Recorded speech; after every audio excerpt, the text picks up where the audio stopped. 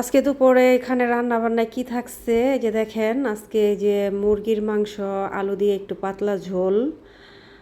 আর পাতলা ঝোল তো আমার কাছে খুবই ভালো লাগে। আর সাথে আছে যে বেগুন ভাজা, একদম সরিষার তেল দা বেগুনটা ভাজা করছি। আর সরিষার তেল দা বেগুন ভাজা করলে তো খেতে অসম্ভব মজা। আর চলেন দেখা যাক রান্নাটা আমি কিভাবে করছি। সবাই আম, এই তো মুরগির মাংসটা আমি বসাই দিছি, সকাল থেকে আমি কাইটা কুইটা সব রেডি রাখছিলাম।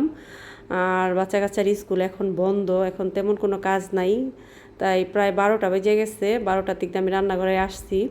আর আজকে ভাবছি তেমন কিছু রান্না করব না, শুধু মুরগির মাংস আর ওইলো যে বেগুন ভাজা। এখানে মুরগিরা যে কষাইতে দিয়ে দিচ্ছি আর আলু ডোকাইটা নিচ্ছি, একদম ছোট সাইজের আলু। আর বেগুনটা যে আমি আস্তে আস্তে ভাজতাছি। বেগুন ভাজা খেতে ভালোই লাগে অবশ্য, আমার তো খুব পছন্দ, কিন্তু এই একটু কমই খাই বেগুন ভাজাটা, কারণ বেগুনে তো জানেন অ্যালার্জি আছে। আর এই তো বেগুনটা আমি উল্টাই পাল্টাই দিতেছি। আর আজকে এই রান্না বান্না। আর মাছ নিয়ে আসবো আজকে বলছিল, আর মাছটা নিয়ে আসলে কোটা কাটা। এই তো বেগুনটা আমি উল্টা পাল্টা দিতেছি, আর বেগুনটা কম কম জালে ভাজতেছি। অল্প জালে বেগুনটা ভাজলে আস্তে আস্তে সুন্দর ভাজা হয়। আমি অনেকগুলাই বেগুন নিচ্ছি, কারণ আপনাদের ভাইয়ারও বেগুন ভাজা খুব পছন্দ, এই কারণে আমি অনেকগুলা বেগুন নিচ্ছি। আর একবার আমি ভাইজা রাখছি, আবার দিছি আরও কয়েকটা আছে। আর এর ফাঁকে ফাঁকে আমি ঘরদুয়ারও গুছাই নিছি, আর রান্নাঘরটা একটু গুছাইছি। আর জানেন তো বাচ্চা কাচ্চা আছে ঘরে, সারাক্ষণ ঘরদুয়ার নষ্ট করে। এই যে আমার মুরগির মাংসটা এখানে কষাই না হইতাছে। আর ফার্মের মুরগি একটু ভালো করে না কষাইলে কেমন জানি লাগে। আর বিশেষ করে ফার্মের মুরগি মানে আলু দিয়ে রান্না করলে ভালো লাগে, তারপরও মানে একটু কষা কষা কইরা রান্না করলে বেশি ভালো লাগে। এই তো আর আলুটা দিছি, আলু আমার একটা ফেভারিট খাবার, আলু আমার সব তরকারিতে অনেক পছন্দ। এই মুরগির মাংসটা কষাইনা হয়ে গেছে, তেল ছাইড়া দিছে। আর এখন আমি আলুটা দিয়া দিমু। আর এখানে অনেকগুলোই মাংস নিচ্ছি আমি। আর মুরগির মাংস আমার ছেলের তো খুব পছন্দ, ভীষণ পছন্দ। আমার মেয়েটা বেশি একটা মুরগির মাংস পছন্দ করে না। আর এর ফাঁকে ফাঁকে আমি কাজ করতেছি, যে একটা গুছাই নিচ্ছি। এখানে আলু পেঁয়াজ তারপর রসুন রাখছি।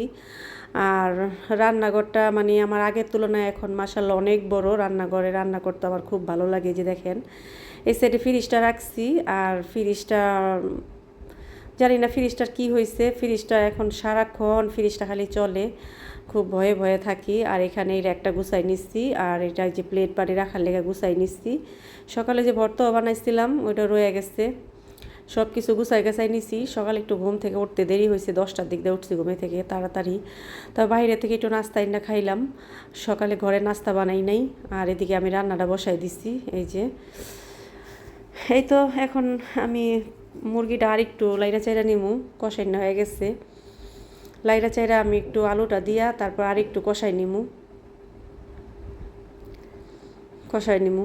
সংসারে তো অনেক কাজ থাকে, তারপরও এখন বাচ্চা কাচ্চার স্কুল বন্ধ, এই কারণে একটু কাজটা কম। আর এই বেগুনটা আমার হয়ে গেছে, বেগুনটা আমি আরেকবার একটু উল্টাই নিমু।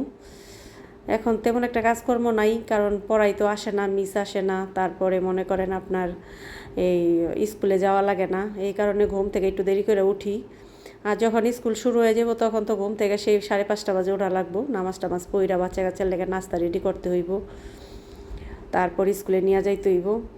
এখন আমি এই যে একটু বাইরে চলে আসলাম, এই যে খাবার ঘরে আসছি। যে দেখেন এখানে আমার টেবিলটা আমি একটু পরিষ্কার করে নিব, কারণ রাতে খাবার দাবার খাইয়া ওইভাবে আমি রেখে গেছি।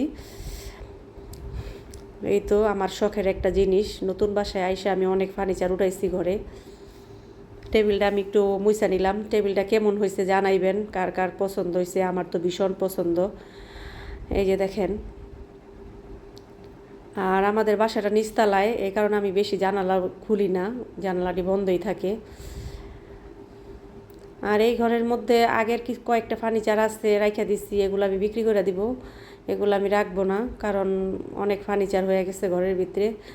আর এই ঘরে ছেলের জন্য একটা খাটাই না দিমু পড়ালেখার জন্য। এই যে আমি বের হয়ে যেতেছি ঘরের থেকে, এখন আমি আবার রান্নাঘরে যাব, কারণ রান্না বসাই দিয়ে এক হাতে আমার কাজ করা।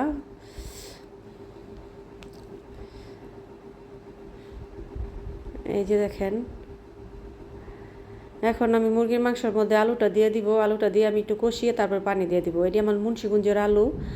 আমাদের মুন্সিগঞ্জের আলু ছাড়া আমার আলু অন্য কোনো জায়গার আলু খাইতে ভালো লাগে না, মুন্সিগঞ্জের আলুটা খাইতে ভালো লাগে।